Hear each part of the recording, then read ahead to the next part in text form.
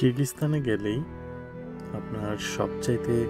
যে জিনিসটা আপনার বারবার আপনার চোখের সামনে আসবে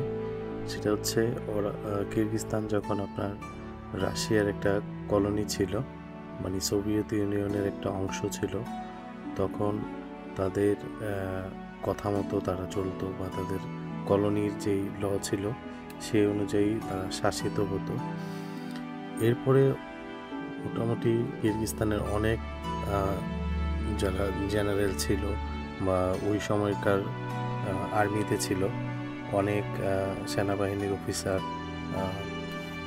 প্রথম এবং দ্বিতীয় বিশ্বযুদ্ধে তারা অংশগ্রহণ করে এবং অনেকে মারা যায়।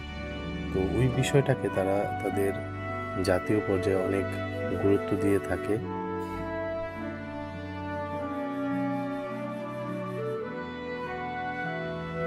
বিশেষ করে আপনি পার্কগুলোতে বা যে কোনো পাবলিক প্লেসে যখন যাবেন তখন আপনি দেখতে পারবেন তারা সেই সমস্ত যুদ্ধের সময় যে সমস্ত শহীদরা মারা গিয়েছিল তাদের স্মৃতির প্রতি শ্রদ্ধা রেখে তাদের বিভিন্ন মনুমেন্ট, তাদের জীবনী এবং ইতিহাস, বিভিন্ন কিছু তারা সংরক্ষণ করে রেখেছে পরবর্তী প্রজন্মের জন্যে। এটা একটা আসলে